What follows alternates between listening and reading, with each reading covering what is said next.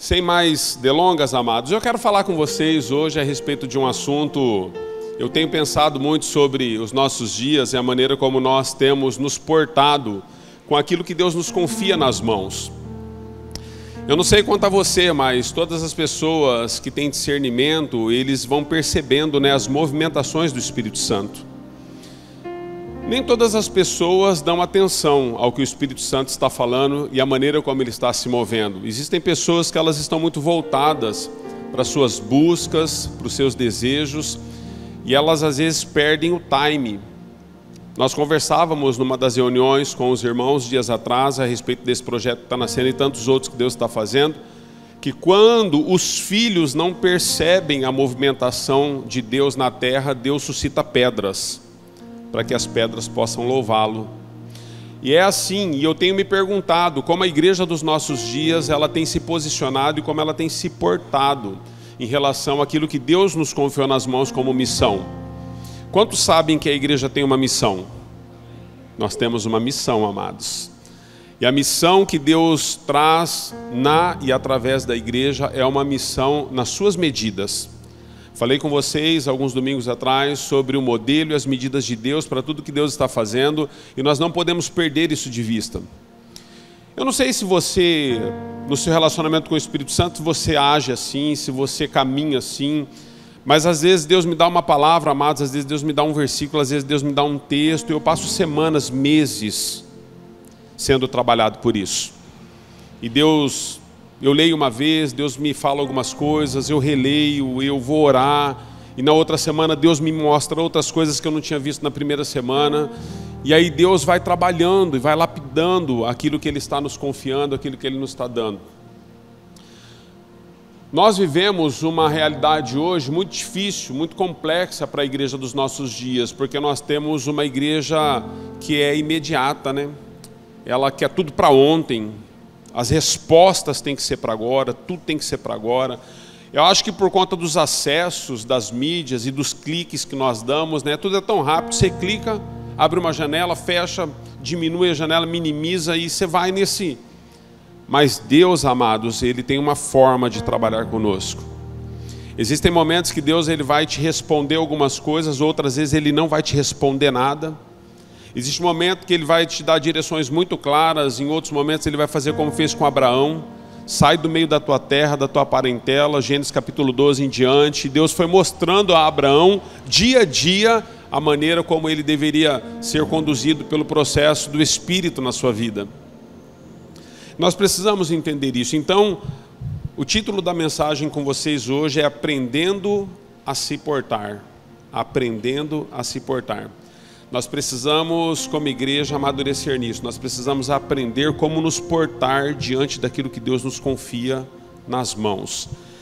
2 Coríntios capítulo 12, verso 7, eu quero ler com você. Vai estar no telão, se você não está provido de Bíblia. Se você quiser acessar, fica à vontade.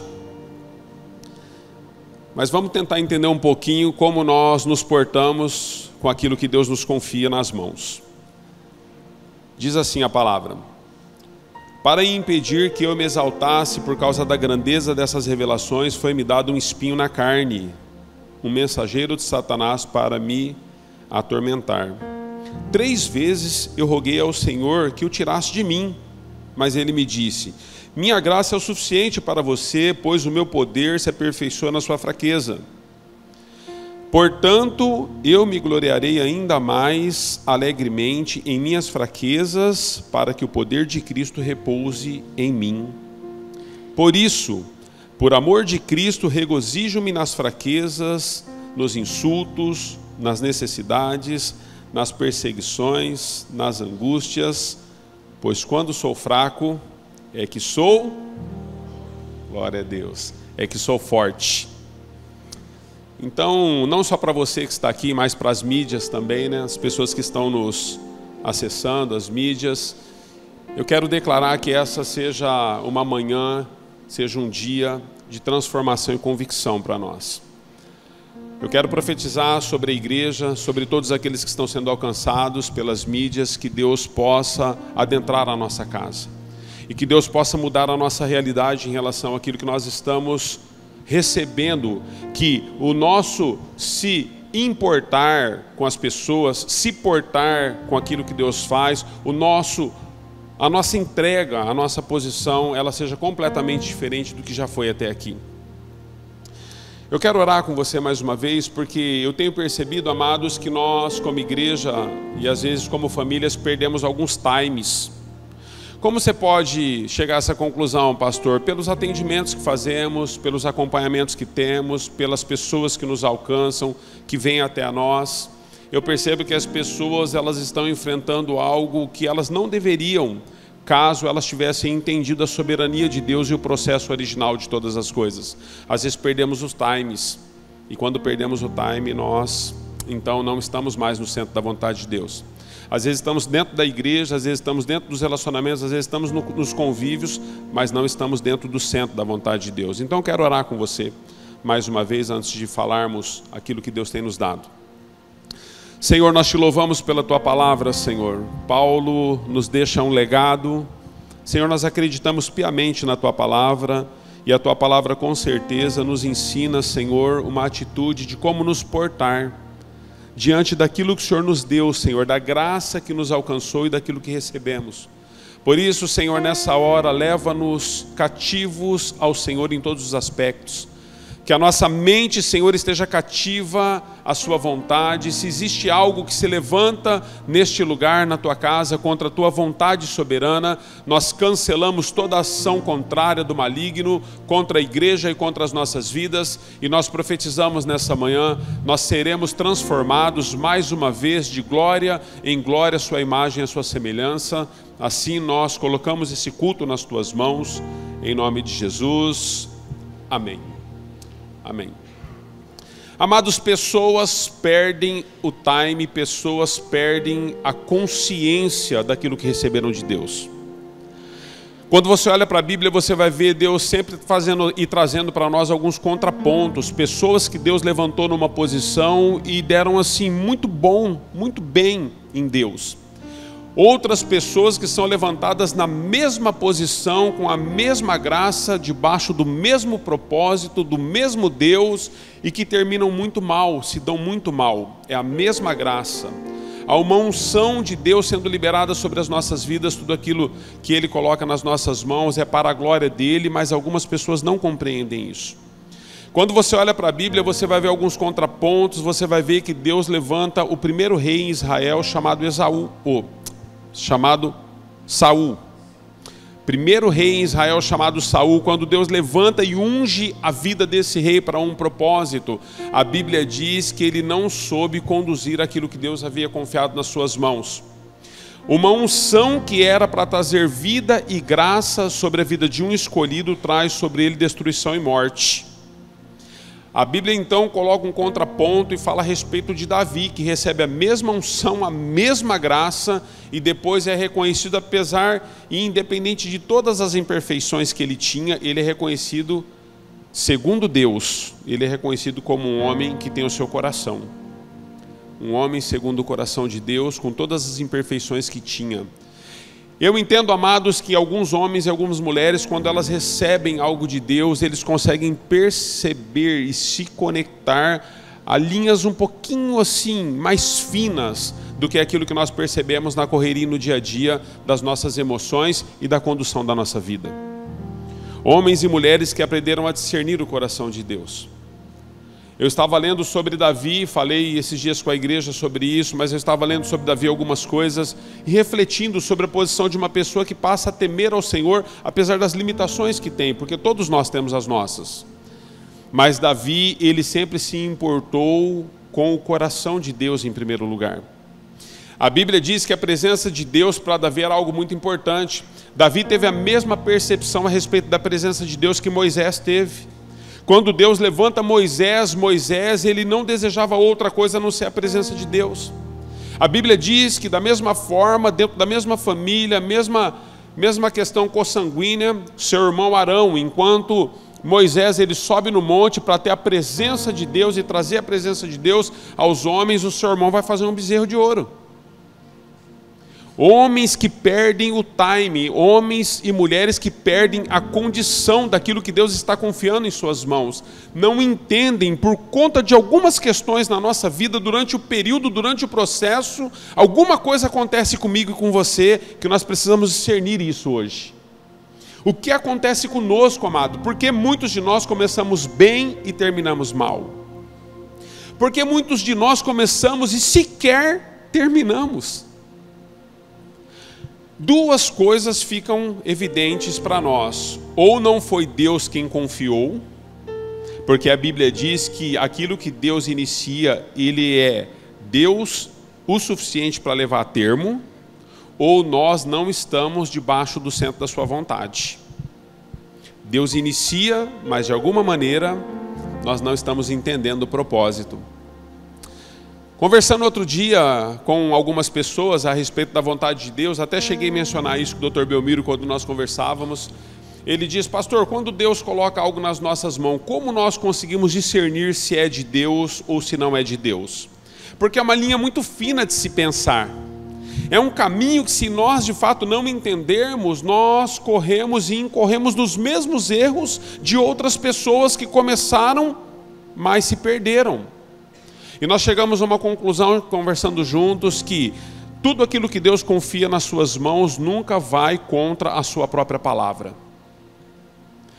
Outra coisa que nós entendemos é que quando Deus confia algo nas nossas mãos, aconteça o que acontecer, a paz que excede todo o entendimento sempre vai ficar conosco, nos dando direção de como. As pessoas vão achar loucura. As pessoas vão achar que não. Muitas pessoas se levantarão contra, mas a palavra que Deus liberou sobre a sua vida, ela é viva e ela é eficaz para que você possa ir a termo. Porque você está entendendo o propósito e você está discernindo os tempos. Havia uma tribo dentre as tribos de Israel, a tribo de Sacar. A Bíblia, Deus diz que, na Bíblia, há um elogio de Deus a essa tribo. Deus fala que a tribo de Sacar, ela aprendeu a discernir os tempos e as estações. Como nós nos portamos, amados? Então existem três coisas a respeito daquilo que Deus confia nas nossas mãos e a maneira que nós conduzimos a sua revelação. Primeira percepção é como você lida com a revelação que você recebeu. Isso tem a ver com você, não tem a ver comigo, não tem a ver com a igreja, não tem a ver com seus familiares. Quando nós estamos lidando com problemas, com frustrações, quando nós estamos atendendo famílias, quando nós estamos trabalhando alguns tensionamentos nos relacionamentos, a primeira desculpa que nós usamos como homens e mulheres caídos que somos, regenerados, lógico, mas vivemos debaixo da lei do pecado que impera ainda na humanidade, é a lei da transição. Nós queremos sempre transicionar aos outros o problema que nós estamos carregando. Então, como nós lidamos com aquilo que nós estamos recebendo? É mais ou menos assim: Deus confiou algo nas suas mãos, as coisas passam a não acontecer, e quando as coisas já não acontecem mais, e nós vamos checar, fazer um checklist daquilo que está agora em vigência, você sempre coloca a culpa no outro. Ah, pastor, mas a minha mulher me segura. Ah, mas a minha mulher me trava. Ah, os meus filhos, pastor, pensa nos filhos tribulosos que eu tenho. Aí nós falamos assim: pastor, o senhor não conhece o meu patrão. Pastor, se o senhor vê o marido que eu... Meu Deus do céu. Então nós sempre terceirizamos, amados. Eu quero dizer algo para você: quando Deus dá uma visão, às vezes Deus fala algo no seu espírito de maneira íntima contigo. Não tem a ver com o seu cônjuge, não tem a ver com as demais pessoas que estão à sua volta.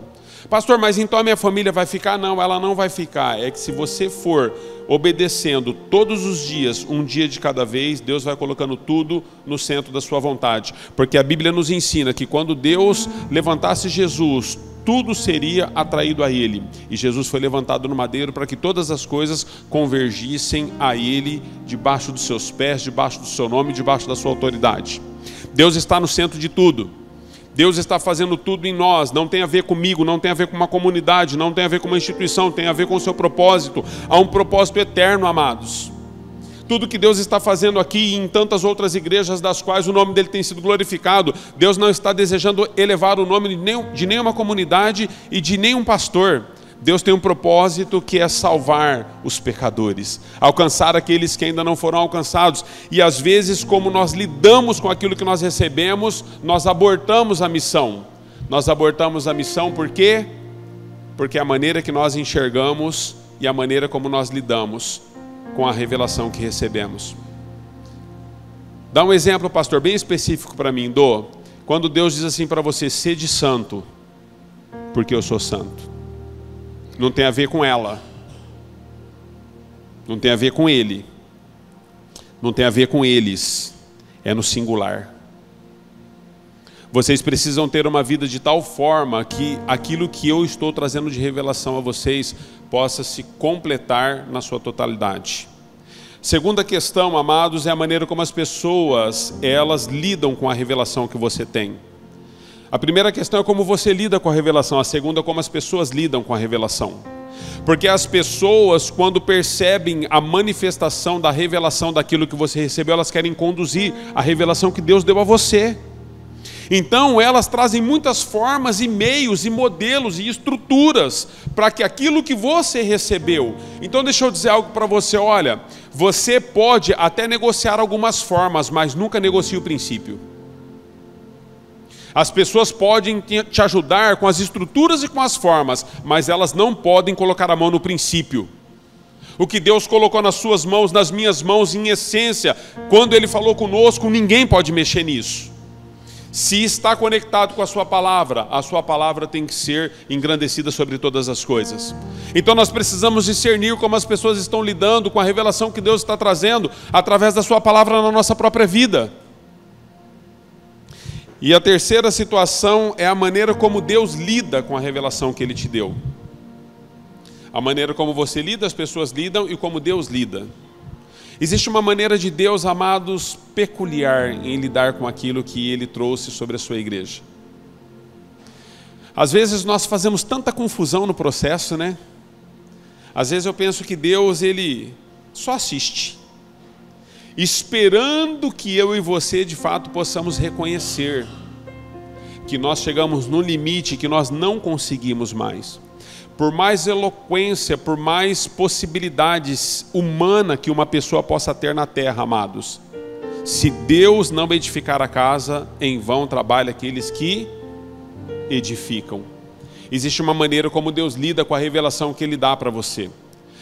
Por que você está dizendo isso, pastor? Porque a uns, amados, quando você vai para os dons, a uns Deus dá um dom, a outro Deus dá outro dom, mas a revelação não tem a ver com o dom. Revelação é algo, amados, que quando Deus Ele se apresenta diante de nós, segundo a sua palavra, segundo a sua escritura, Ele se apresenta com um propósito. Abraão, farei de ti uma grande nação. Ele foi específico com Abraão. Paulo, para você importa que você aprenda a sofrer e a pagar um preço pelo Evangelho e a revelação que eu tenho dado na sua vida.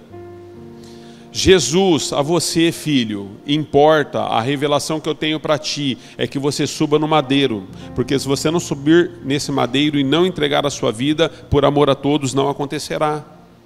Revelação é algo que Deus traz segundo a sua palavra, mediante a um propósito eterno, tudo convergindo para a sua vontade soberana, absoluta e perfeita e agradável nas nossas vidas. Então, como Deus lida, eu vou dizer algo para você. Você vai conseguir fazer muitas negociações, mas se existe uma pessoa que você nunca vai negociar, é com Deus. Deus não é um Deus de negócios, amados. Não podemos olhar para Deus na perspectiva de business. Deus não é um Deus de negócios. Deus é um Deus de propósitos. Os negócios podem até acontecer enquanto você vai lendo toda a trajetória da humanidade, tudo que Deus foi permeando segundo as suas vontades na Escritura, você vai ver que alguns negócios foram feitos, mas é porque sempre havia um propósito por trás. Em primeiro lugar, nunca trate Deus como um negociador. Ele jamais fará comigo, com você, uma barganha. Ah, pastor, mas então o que o senhor me diz quando Moisés ora, intercede pelo povo, pede para o povo não ser destruído e Deus muda de ideia? Isso não é negócio, amados. A Bíblia, na verdade, esperava, transmitir para mim e para você com esse texto é que quando Deus vai fazer algo, Ele espera que exista no meio dos seus alguém que se levante como um intercessor. É isso que Deus espera. O desejo do coração de Deus era levantar Moisés como um intercessor do povo naquele momento.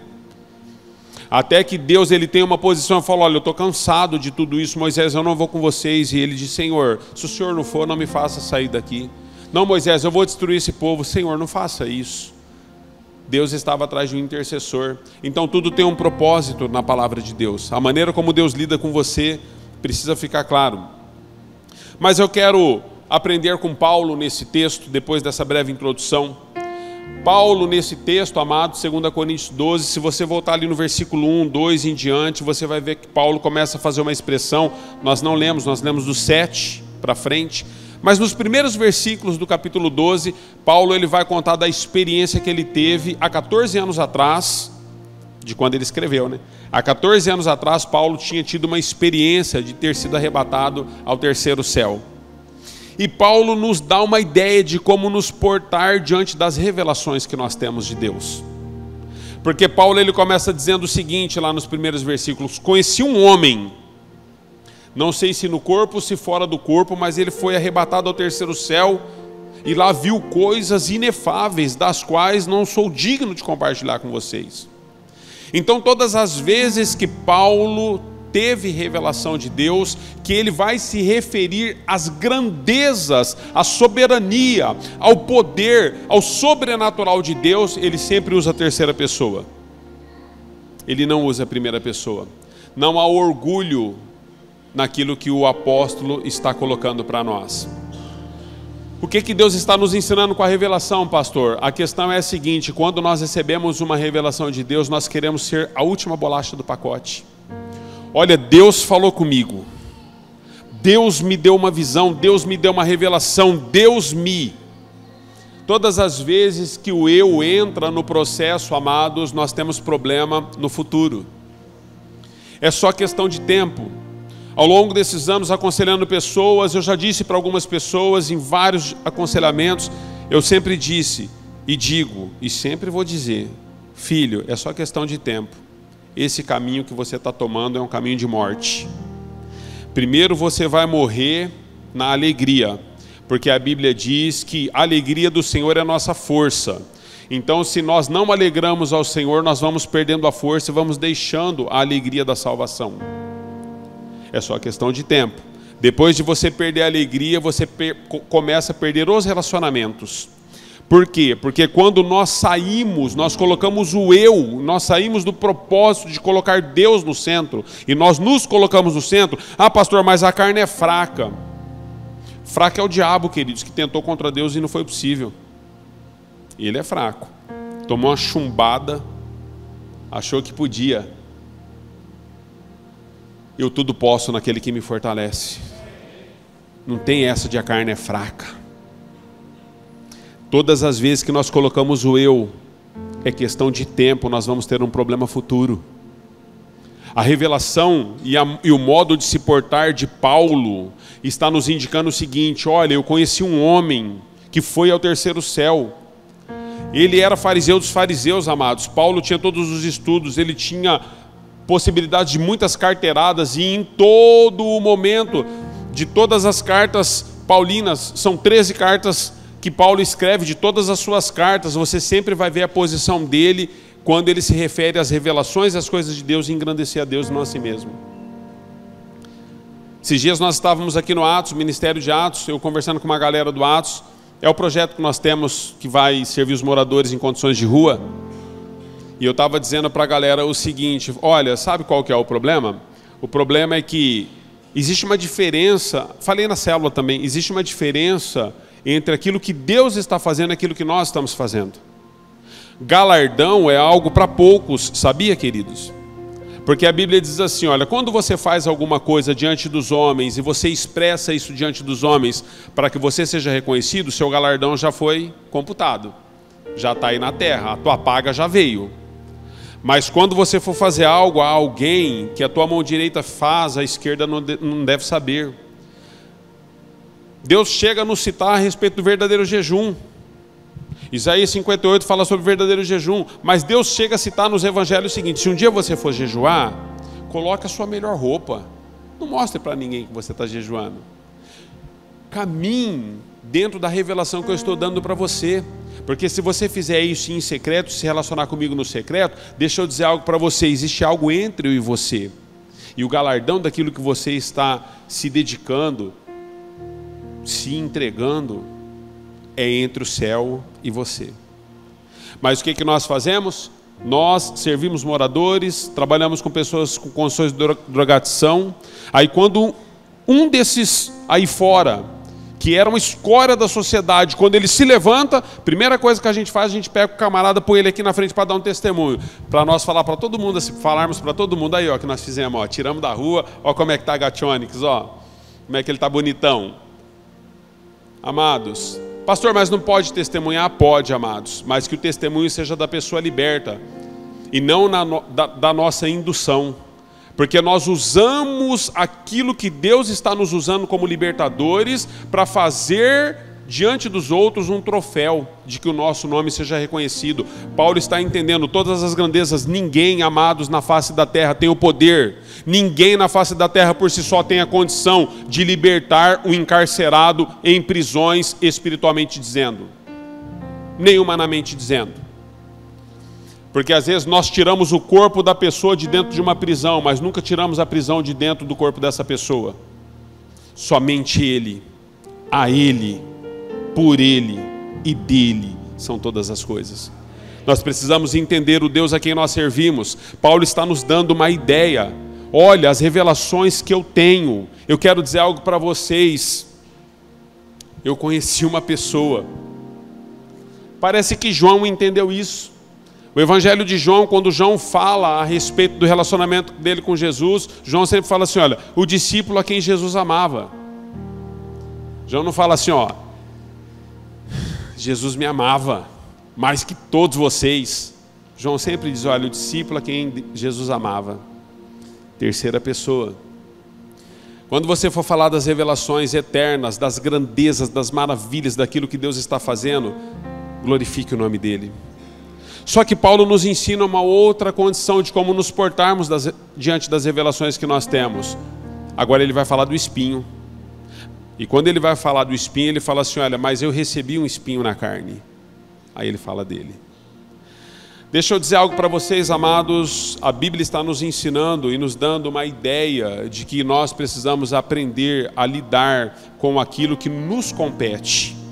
Existe algo em meio à revelação, naquilo que Deus está fazendo, naquilo que Deus está revelando, que existe uma responsabilidade, no mínimo, uma corresponsabilidade da vida daquele que recebe a revelação. Existe uma corresponsabilidade no processo. Deus está dando algo a você. Por que você acha que Deus revela a você o que Ele está revelando? Para você contar para os outros? Para você só pedir ajuda para os outros? Eu sempre falo sobre isso. Às vezes Deus leva você a uma situação de uma pessoa que está necessitando demais de uma intervenção. A primeira coisa que você faz, vou ligar para o meu líder, vou ligar para o meu pastor, vou fazer uma conexão com fulano que é o cara do dinheiro. Não tem a ver com dinheiro, queridos. Tem a ver com que, se Deus está trazendo a você uma condição, uma revelação, é porque Ele quer te conectar nisso. Pense sobre o que Deus está colocando diante das suas mãos. O porquê você foi a pessoa que foi conectada a essa situação. Não terceirize a revelação de Deus. Então Paulo está entendendo que quem recebe muita revelação passa por lutas e por provas também. Vivemos uma igreja que só prega o triunfalismo nos nossos dias. Um triunfalismo absurdo, de que a prosperidade tem que ser alcançada a qualquer custo. Vendemos indulgências nos nossos dias, amados, como cristãos, para dizer que se você fizer assim, fizer assado, você vai ser melhor do que o outro. Não vamos. Deus não tem filhos prediletos. Mas Deus tem filhos comprometidos. Quantos sabem disso? É diferente. Não existem filhos prediletos, mas existem filhos que agradam o coração dos pais.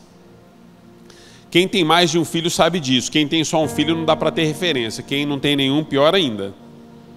Mas quem tem mais de um filho sabe disso, amados. Nós não temos preferência pelos filhos, eles são todos iguais. Mas sempre tem um filho, uma filha, que quando precisa se dobrar, não tem dificuldade em se envergar. Sempre tem. São os filhos que agradam o coração dos pais. O que Deus espera de mim e de você, amados? Paulo está dizendo, um espinho me foi dado. Agora, eu queria que você entendesse a respeito das revelações que nós recebemos e dos espinhos que nos alcançam. Quantos tem espinhos na carne aí? As lutas, as circunstâncias. Eu queria que você entendesse algo sobre isso. Quando Paulo recebe esse espinho na carne, a Bíblia diz que Paulo orou por 3 vezes pedindo a Deus para que Deus o livrasse dessa situação. A Bíblia não é clara, amados, eruditos, estudiosos. Existem 3 teses que são defendidas a respeito de qual era o espinho na carne de Paulo. Não vou entrar nisso, porque não existe uma conclusão sobre isso, mas havia um problema. Então eu vou tratar como problema esse espinho, no sentido de que havia algo que a gente não sabe o que é. Mas deixa eu dizer para você, seja o que for, Paulo por 3 vezes ora a Deus pedindo que Deus pudesse livrá-lo dessa condição.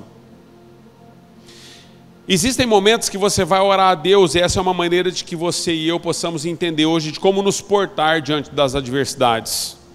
Existem momentos que você vai orar a Deus e Deus não vai te dar uma solução, mas Ele vai te dar uma explicação. E existem momentos que Deus não vai te explicar nada, mas com Paulo ele decidiu dar uma explicação. Paulo orou, e quando Paulo clama por 3 vezes para Deus tirar esse espinho dele, Paulo tem uma explicação vinda de Deus. Deus falou, Paulo, deixa eu dizer para você, o tamanho da revelação que eu te dei é muito maior do que qualquer outra pessoa que está convivendo ao seu lado. Então, por conta dessa revelação, eu estou te explicando, Paulo, eu não vou tirar esse espinho de você, e você precisa entender, a minha graça te basta. Paulo tem uma explicação de Deus, que Deus não iria tirar o espinho da sua carne por conta do tamanho da revelação que ele teve. Porque Deus condiciona. Deus falou, por conta do tamanho da revelação que você recebeu, eu não tiro o espinho. Havia um propósito, queridos, lembra? Sempre há um propósito. Existem algumas revelações, existem coisas que Deus tem confiado, existe algo de Deus na sua vida, amado, amada, que você às vezes passa por alguns processos e você deseja muito que Deus tire. E você ora 1 vez, ora 2 vezes, ora 3 vezes. Às vezes encontramos pessoas místicas dentro da igreja, né? Eu não posso ficar orando muitas vezes porque Deus não se agrada de repetições. Porque não, aí vira reza. Irmãos, quando Deus fala a respeito disso e nos ensina a orar através da oração de Jesus, Deus está querendo nos ensinar uma condição de relacionamento com Ele. Não é que você não deva insistir no mesmo assunto e orar muitas vezes pelo mesmo assunto. Você pode insistir com Deus. Uma viúva, ela insistiu com um juiz iníquo até que ele julgou a causa dela, representando que se nós insistirmos nas nossas orações, nós podemos receber uma justiça diante daquilo que estamos orando diante de Deus, porque senão não tinha sentido. Os discípulos não entenderam isso e pediram para Jesus, Senhor, ensina-nos a orar, nós não sabemos orar. A igreja precisa aprender sobre a oração. A Bíblia diz que Paulo orou por 3 vezes, a Bíblia diz que Jesus orou por 3 vezes sobre o mesmo assunto. Jesus sobe no monte, transpira sangue no Getsemane, ele desce, os amigos estão dormindo. Ele sobe de novo, ora pela mesma causa, irmãos. Ele desce, os discípulos estão dormindo. Ele sobe pela 3ª vez, irmão, ora de novo, a mesma oração. Qual foi a oração dele naquele monte? Pai, se possível for, passa de mim esse cálice. Contudo, não seja feita a minha vontade, mas a sua. Sabe o que Deus respondeu para Jesus quando ele faz essa oração? Nada. Sabe por quê, queridos? Existem orações que eu e você fazemos que as respostas foram dadas antes de orarmos. Quando Jesus deixa os céus e vem à terra, e ele encarna através de Maria, ele já veio com um propósito. Essa oração de angústia, ela foi compreendida diante de Deus, porque Deus viu a humanidade de Cristo, do Cristo encarnado, o seu sofrimento, a sua angústia, a sua dor, e entende a sua oração. Mas a resposta já tinha sido dada, porque ele falou: filho, você vai descer e vai ser crucificado. Então Deus não falou nada, porque já havia uma direção. Mas quando você pega Elias, não esse Elias aqui, mas esse aqui também ora. A Bíblia diz que Elias está numa condição em meio ao seu ministério profético. Então Elias, ele traz uma palavra, ele falou assim: ó, vai chover na terra de novo, faz 3 anos e meio que não chove, vai chover. Aí ele pega o seu discípulo, né? Ele falou: rapaz, vamos orar, porque agora eu já mandei o recado lá que vai chover, já mandei avisar que vai chover, agora nós temos que orar. A Bíblia diz que eles ajoelham e oram. Aí ele fala assim para o moço que está com ele: sobe ali no monte, ele vê ali como é que tá. Tá com cara de chuva? O menino voltou e falou: não tá não, Elias. Rapaz, nós precisamos orar mais. Ajoelhou de novo, segunda vez. Oraram, sobe lá, rapaz, vê lá agora, porque o pescoço dele ia rolar. O menino voltou e falou: rapaz, pensa no sol. Aí ele falou assim: miserável, vou orar mais. Vamos orar, fi. Terceira vez, orar no monte. Fi, corre lá agora. Voltou e falou: Elias, rapaz, vamos começar a pedir perdão dos pecados agora, porque a oração não está dando não, acho que nós estamos 4, 5, 6, 7 vezes, amados. Eles ajoelharam e oraram de novo.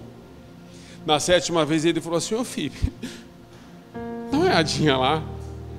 O menino sobe lá e fala assim, aí o menino volta tudo feliz, né?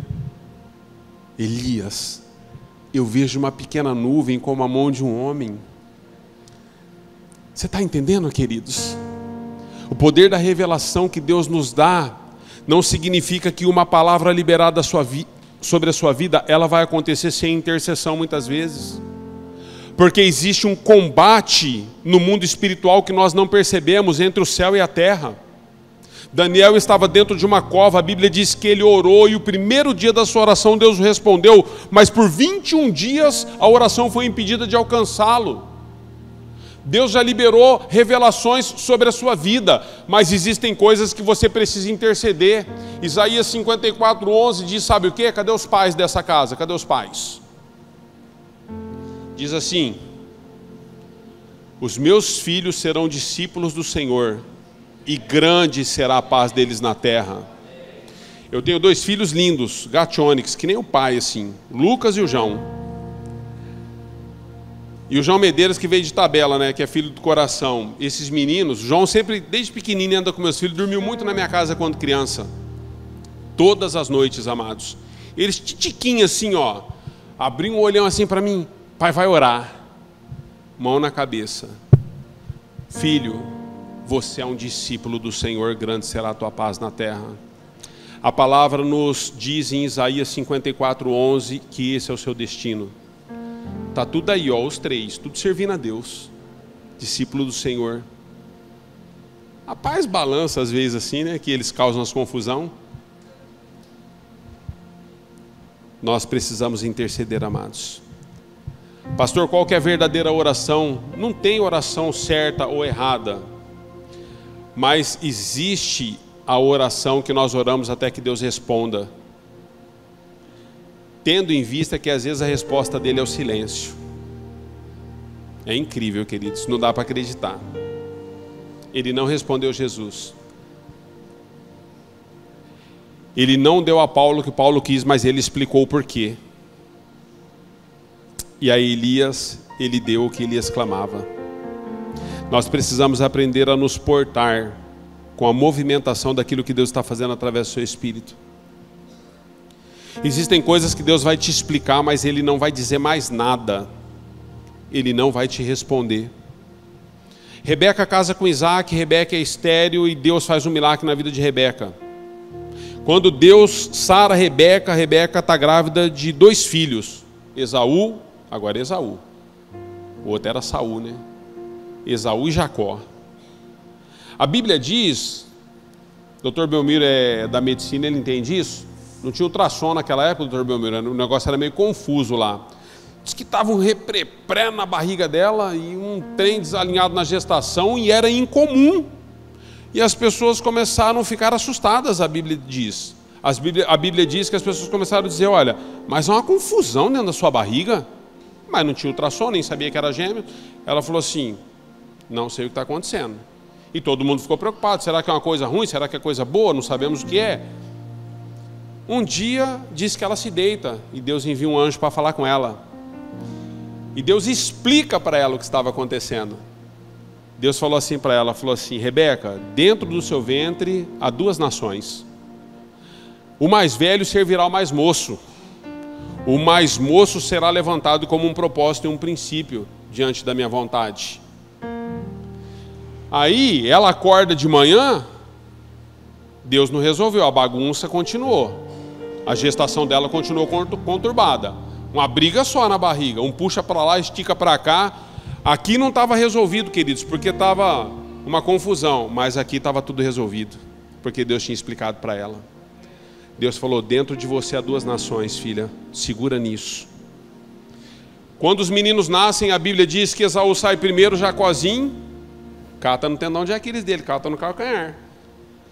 A mulherada não entendeu muito as parteiras e falou, rapaz, aí tá segurando. Ela falou, tá tudo certo.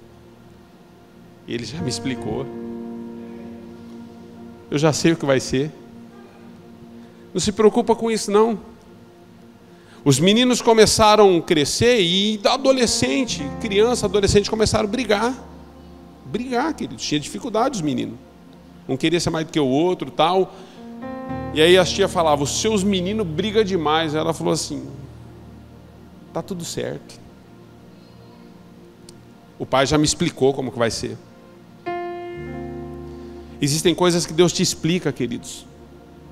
Os meninos cresceram, Esaú sai para caçar, volta com fome. Jacó tinha uma palavra liberada sobre a sua vida. Jacó compra a primogenitura do seu irmão, em troco de um prato de lentilha, conhecemos a história, ok? O tempo passa, irmãos, Jacó sai para caçar de novo, a mãe dele chamou ele e falou assim, Jacó, deixa eu dizer algo para você, filho, você estava no meu ventre ainda, você e seu irmão, Deus me explicou algumas coisas que eu quero te fazer conhecido agora, você precisa saber. O Senhor me visitou numa das noites e disse que dentro de mim tinham dois povos e que o mais velho serviria o mais moço. Você é o caçula, você veio depois. Desde pequeno você tem confusão com seu irmão, recentemente agora você comprou o direito de primogenitura dele. Agora o teu pai precisa abençoar um de vocês dois. Então deixa eu dizer para você, vai lá e recebe a bênção, filho. Mãe, mas não é errado o que eu estou fazendo? Se é errado ou se é certo, foi o que Deus me disse. Disse que você seria abençoado pelo seu pai. Coloca aí uma roupa do seu irmão, vai lá. Isaac falou assim, mas está com a voz de Jacó, mas está com o cheiro e com o pelo de Esaú. Toma a bênção. Quando Esaú voltou, não tinha bênção para ele mais. De Jacó vem as 12 tribos de Israel, amados. Você sabe por quê? Porque enquanto era confuso para todo mundo, para Rebeca tinha uma explicação. Existem coisas que a sua volta vai contra o sistema, vai contra tudo. E você começa a dizer, mas como? Eu não consigo entender. Por que está acontecendo assim? Por que está acontecendo? Você tem sempre que lembrar da explicação que Deus te deu. O porquê que Deus te levantou como você é, para ser o que você é, para ter o que você tem. Por que que Deus te uniu à pessoa que você está, aos filhos que Ele te deu? Por que que Deus te uniu ao ministério que você serve? Por que que Deus colocou você no trabalho que você está? Por que que Deus fez de você um empresário? Por que que Deus fez de você um missionário? Fez de você um músico? Por que que Deus fez de você um pastor? Por que que Deus fez de você um líder? Por que que Deus fez de você? Deus fez algo em você, há uma explicação nisso. Nós não somos obras do acaso, queridos. Deus nos levantou segundo a sua graça e a sua misericórdia. E Ele está dizendo para mim e para você, não importa o que você está passando, ainda que tudo pareça contrário ao sistema lá fora, eu explico, a minha graça te basta. Ela está sobre você e eu estou movendo no sobrenatural coisas que você ainda não percebeu. Então aprenda a lidar com aquilo que eu estou confiando nas suas mãos. Quantos estão entendendo? Deus está confiando algo na sua mão. Você precisa aprender a lidar com isso. Não olhe para as circunstâncias, não olhe para as pessoas. Deixe Deus se manifestar em você e através de você. Ministério de Música, se puder subir. Eu queria que você se colocasse em pé para parecer que está acabando. Porque daí você se coloca em pé, parece que eu estou terminando, né? Aprenda a se portar, queridos. Eu finalizo com você com o versículo 10 que nós lemos no princípio. Versículo 10 do texto diz assim: Paulo reconhece, depois de tudo que Deus falou e ministrou, e das revelações que Deus deu a ele reconhece o seguinte: por isso, por amor de Cristo, regozijo-me nas fraquezas. Você precisa aprender a se regozijar nas fraquezas, irmão e irmã. Nós temos muita dificuldade de dizer para as pessoas que nós caímos. A gente só quer mostrar para as pessoas quando nos levantamos. Então, quando nós caímos, nós nos isolamos. Porque nós queremos representar para as pessoas que somos fortes. Ei, deixa eu dizer algo para você. Nós não somos fortes. Nós somos fracos. E é na fraqueza que nós devemos nos gloriar, porque na nossa fraqueza a força dele nos alcança. Outra coisa que Paulo fala: eu regozijo-me também nos insultos. A fraqueza, às vezes, coloca você numa condição de vitimização. E aí qualquer insulto que você tem, desconectado da queda que você teve, você faz associação com a queda, ou com o erro que cometeu. Porque você está entendendo que Deus está te punindo. Irmãos, eu estou ficando velho. Eu sou do tempo que quando criança a gente pegava aqueles frascos de água sanitária, né? Era que boa na época, eu acho. E a gente acendia assim, ficava pingando as gotinhas, ficava pingando nas formigas. Tuf, tuf, tuf. Alguém lembra dessa época? Os mais velhos vão lembrar. Vai, me ajuda aí. Quem lembra dessa época? Sempre tem uns aí. A gente acendia o plástico, ficava pingando nas formigas. A gente acha que Deus é assim.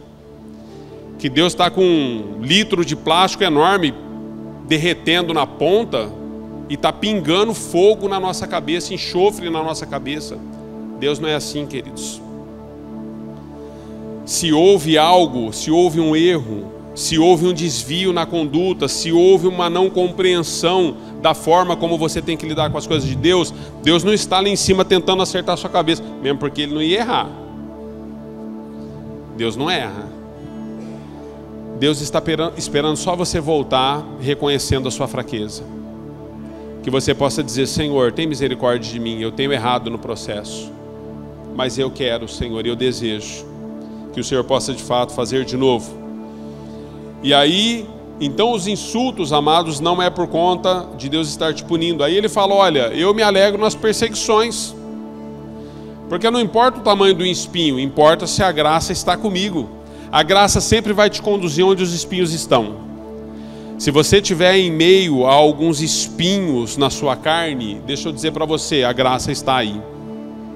Porque a Bíblia diz que aquele que começou a obra em você é fiel para terminar, e Ele jamais deixaria você sozinho. Eis que Ele estaria com você e está até o último dia da sua vida, pelos séculos dos séculos. A graça está sobre a sua vida. Pois é na fraqueza que você é forte. Reconheça a sua fraqueza e deixe Deus crescer em você. Quando vocês recebem essa palavra, digam amém. Então aprenda a se portar através do amor que Deus tem te dado. Eu quero orar com você antes de nós irmos embora. Se você puder colocar a sua mão no coração, se você recebe essa palavra, eu queria que você colocasse a sua mão no coração. Talvez essa palavra não falou com todos, mas se ela falou com você, Pai, em nome de Jesus, nós louvamos o Teu nome pela Tua fidelidade, Senhor, e nós oramos nessa hora como igreja. Senhor, nós declaramos sobre a vida do Teu povo, sobre a minha própria vida, Senhor. Eu me coloco junto dos meus irmãos, eu quero reconhecer, Senhor, às vezes nós não entendemos o porquê um espinho nos alcança, mas nesta manhã nós queremos acreditar que é por conta da revelação que nos foi dada. O Senhor nos tem dado uma revelação, Senhor, e nós vamos ter que aprender a lutar em meio às nossas fraquezas, para que o Senhor possa nos tornar forte através do Teu Espírito. Precisamos aprender a lutar, Senhor, sem desanimar, sem desistir, sem se entregar, Senhor. Que o Senhor levante aqui nesta manhã uma igreja forte, aqueles que estão assistindo, aqueles que estão em casa, que o Senhor possa tocar a vida dessa pessoa como tem tocado a nossa, e o Senhor possa nos mudar através dessa palavra, e na autoridade do nome de Jesus, Pai, nós sejamos aqueles que possam responder com ou sem explicação, com ou sem respostas, nós possamos responder a Tua voz todos os dias. Assim o Senhor te abençoe, assim o Senhor te guarde, assim o Senhor resplandeça o rosto dele sobre você e ele te dê a paz que o mundo não pode te dar. Que essa seja uma semana de vitórias, que essa seja uma semana de graça e de favor, e que lá fora você possa ser cheio e cheia do Espírito Santo, na autoridade do nome de Jesus, a quem nós dizemos amém e amém.